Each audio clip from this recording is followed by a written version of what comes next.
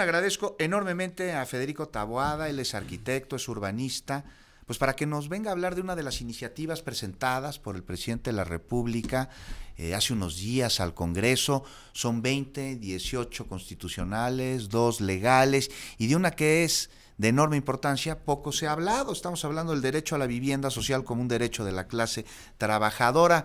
Federico Taboada, bienvenido, muchísimas gracias por acompañarnos aquí en Fórmula Noticias. Antes de entrarle al tema, yo te quiero preguntar si no saliste sorteado en la tómbola de Morena con alguna pluri. No, no salí. No sé si por mi apellido me lo hubieran permitido, pero no. No eres consejero nacional del partido, ¿verdad? No. Muy bien. Oye, arquitecto, urbanista eres, Federico, has estudiado y atendido ciertas problemáticas, sobre todo en la Ciudad de México, has participado en obras, algunas insignia de la capital, por ejemplo, la obra de la Alameda Central, cuando se recuperó como espacio público que está tomado por una serie de situaciones ligadas a la corrupción muy lamentables. Y bueno, está este derecho a la vivienda, un derecho de la clase trabajadora, una iniciativa que presenta el presidente López Obrador, que yo te voy a decir, se oye bien. Ahora a mí me gustaría saber los cómo. Bueno, sí, como comentabas, envió esta reforma del derecho a la vivienda, se reforma el artículo 123 que tiene que ver con el trabajo. Y bueno, ahí es donde se llevan algunos detalles del tema de la vivienda, sobre todo porque es una reforma que busca, digamos, afectar al Infonavit de manera positiva. El Infonavit ha tenido un problema muy grande desde hace décadas y de hecho, pues hay que decirlo, en esta administración el Infonavit ha pasado de largo.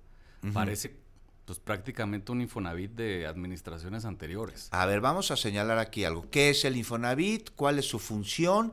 Y para entender primero, ¿no? Bueno, el Infonavit es una institución del Estado mexicano que busca proveer de vivienda. Nació en 1972, bajo una demanda de los trabajadores de que los empleadores no les garantizaban la vivienda. Entonces el Infonavit nació para, junto con los trabajadores y los empleadores, poder garantizar la vivienda a la clase trabajadora. Asalariados. Asalariados. Ok. Y reconocidos en la ley. Muy bien. Ese es parte del problema que ahorita vamos a platicar, que solamente se está modificando el mandato de Infonavit y dejas fuera al 60% de los trabajadores que no cotizan en Infonavit, ni en Foviste, ni puede atender la banca comercial. Claro, porque si hablamos de un derecho que se le debe dar a la clase trabajadora, pues se le debe dar a todos, a los que trabajan sin cotizar en el Instituto Mexicano del Seguro Social, los que no están contratados por una empresa, aquellas personas que se dedican al comercio llamado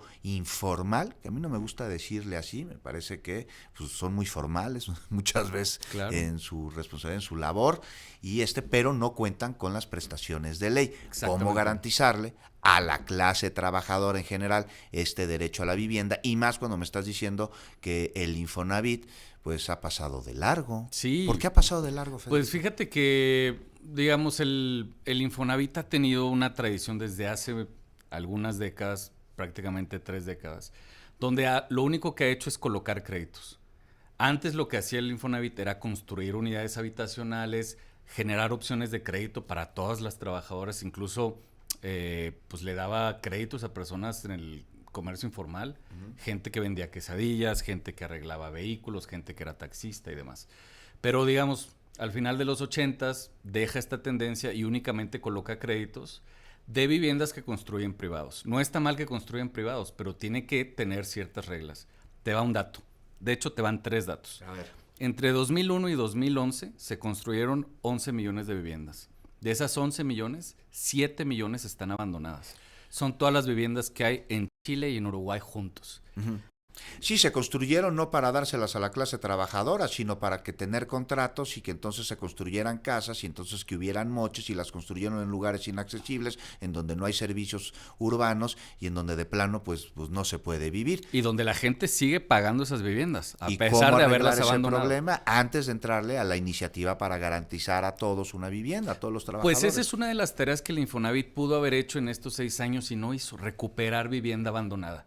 Ahorita que viene el nearshoring, muchas empresas que vienen van a poner industrias. ¿Por qué no les permitimos que construyan su industria cerca de estos parques de vivienda abandonada? Así sus trabajadores podrían tener vivienda y ellos tendrían predios para tener sus industrias próximos a las viviendas. Así no tendrían que tener viajes tan largos sus trabajadores. Segundo dato, De las 30 millones de viviendas que hay en México, 10 millones no tienen infraestructura, no tienen escrituras. Esa es otra tarea que pudo haber hecho el Infonavit y que no hizo. Tercer dato. Hoy la vivienda es la más cara en la historia de México. Hoy tenemos los precios más altos en la historia de México de vivienda y eso también es un problema porque únicamente estamos generando vivienda para el 3% más rico del país. Esta iniciativa a la ley de vivienda viene muy bien, pero viene muy acotada porque solo va a atacar a las personas que cotizan en Infonavit. Okay. Fuera de eso, el 60% de los trabajadores no está cubierta y es una reforma que tenemos que tener también para las personas que no son sujetas de crédito, los informales. Supuesto, para que sea un derecho, porque los derechos son universales y no solo o exclusivamente de un sector de la población. Federico, nos ganó el tiempo, pero sigamos hablando de este tema, por favor, de esta iniciativa para garantizar el derecho a la vivienda a todos los trabajadores. Muchas gracias por habernos Gracias acompañado. a ti, Juan, en el auditorio. Nos vamos a los deportes.